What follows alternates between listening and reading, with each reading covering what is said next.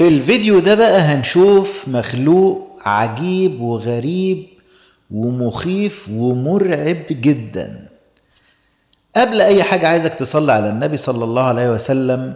اكثروا من الصلاة على النبي محمد تفلحوا في الدنيا وفي الآخرة. الحيوان يا جماعة والمخلوق العجيب اللي معانا النهاردة أول مرة أشوفه، وبصراحة معرفش اسمه إيه. اللي يعرف يكتب لنا في الكومنتات اسم المخلوق العجيب ده إيه.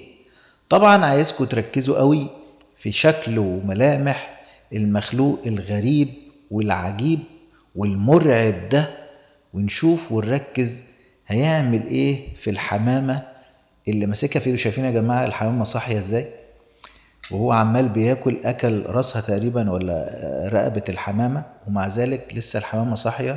سبحان الله العظيم.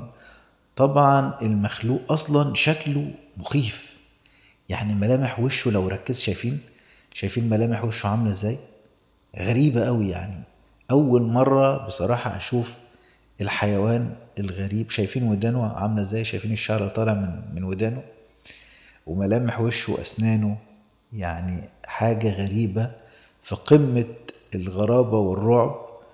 واوعى تنسى تصلي على النبي، وسلام.